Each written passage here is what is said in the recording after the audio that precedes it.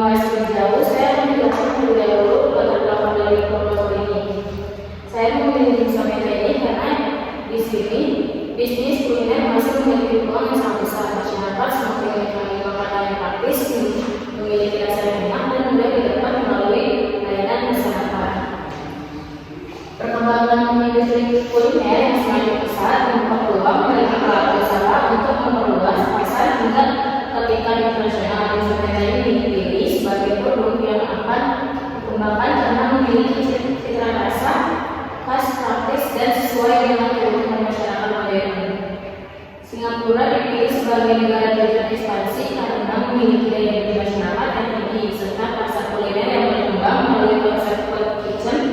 Usaha ini diharapkan dapat beroperasi secara lebih efisien dan menguasai pasar internasional.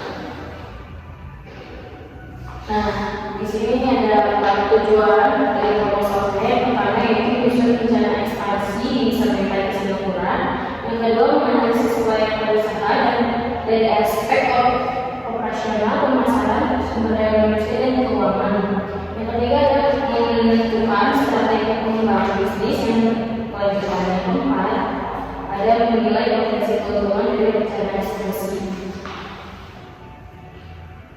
Nah, selanjutnya ada modul usaha. Di sini nama usahanya disampaikan dengan usaha di kuliner, food beverage, konsep usahanya food kitchen, dan target pasarnya adalah mahasiswa, pekerja, keluarga, dan pecinta kuliner. Selanjutnya produk dan keunggulan usaha. Dimsum Meta menawarkan beberapa varian produk, yaitu Dimsum Meta yang original, Dimsum Meta yang berjejer, dan Dimsum Meta yang spicy dan pakai combo. Produk menggunakan bahan baku berkualitas dan Dimsum Meta yang sebagai ciri utama. Konsep cloud kitchen dipilih agar operasional lebih efisien, biaya ditekan, dan layanan pesan antar menjadi lebih optimal. Khusus peluang pasar. Singapura memiliki potensi pasar yang besar karena daya beli masyarakat tinggi. Penggunaan layanan food delivery terus meningkat dan masyarakat terbuka terhadap kuliner internasional penuh. Usaha juga harus menghadapi persaingan bisnis yang ketat, biaya operasional yang lebih tinggi, serta regulasi pangan yang harus dipenuhi. Lanjut ada strategi operasional. Di sini strategi operasional saya ada 5. Yang pertama, menggunakan konsep cloud kitchen. Yang kedua, produksi sesuai SOP kebersihan dan kualitas.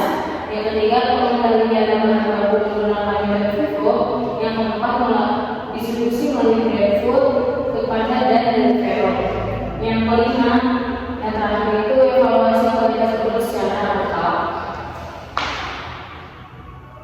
Nah, selanjutnya ada strategi pemasaran dan marketing 4P. Yang pertama, strategi pemasaran. Di sini ada segmentation, targeting, positioning, promosi.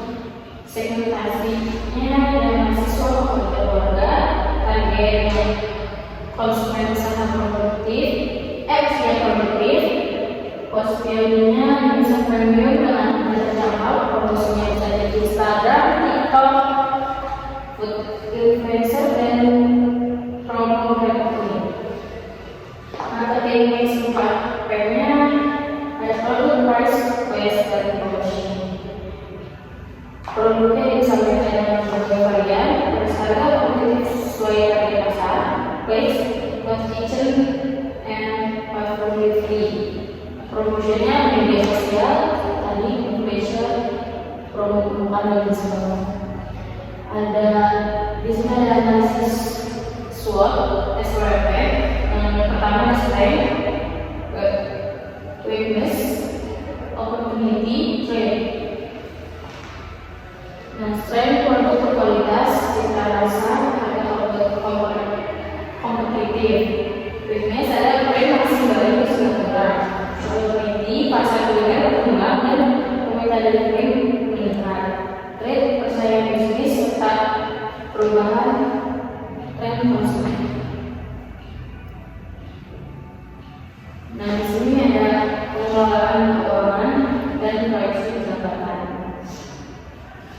Nah, yang pertama itu ada kondisi domestik.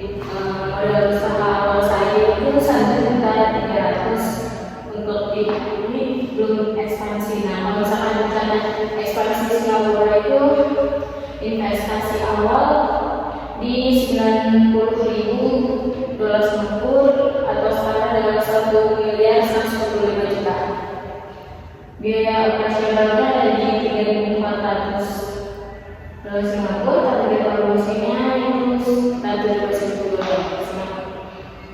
Proyeksi pendapatannya ada di market entry itu 34 dolar Singapura, market flow itu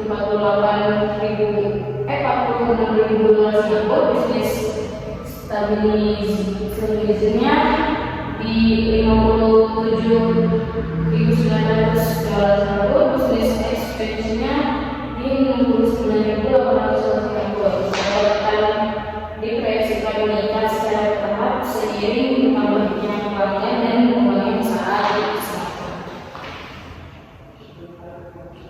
Nah, untuk BEP-nya dan strategi keberlanjutan. BEP di investasi awal yang ada itu 90 dolar, setara 125 juta. Laba bersih per bulannya itu sekitar 70.000 dolar Singapura, balik modalnya itu di sekitar 5 sampai 10 bulan. Strategi berlanjutan itu menggunakan pemasaran lingkungan, mengurangi food waste, efisiensi energi operasional, program CSR, inovasi produk secara berkelanjutan. Di sini ada manajemen risiko, strategi mitigasi, dan rencana pengembangan bisnis. Manajemen risikonya kita fluktuasi nilai tukar mata uang, persaingan bisnis kuliner, perubahan regulasi keamanan pangan, dan gangguan pasokan bahan baku. Strategi mitigasinya yaitu menyediakan dana cadangan, menjalin kerjasama dengan beberapa pemasok, mematuhi standar keamanan pangan, dan melakukan inovasi produk secara berkelanjutan. Nah, perencanaan program bisnisnya ada jangka panjang dan jangka pendek. Yang pertama itu jangka pendek dulu. Yang jangka pendek itu ada dua, yaitu membangun brand awareness. Yang kedua, meningkatkan penjualan melalui promosi digital. Untuk jangka panjangnya, pertama ada menambah varian menu, membuka kitchen baru, dan melakukan ekspansi ke negara lainnya. Nah, di sini udah sampai ke masuk kesimpulan dari proposal bisnis ini, yaitu rencana ekspansi di sampai ke Singapura dilengkapi nilai layak untuk dijalankan karena didukung oleh dua pasar yang baik, konsep kitchen yang efisien, strategi bisnis yang terencana, serta analisis keuangan yang menunjukkan potensi pengembangan usaha secara berkelanjutan. Dan selain itu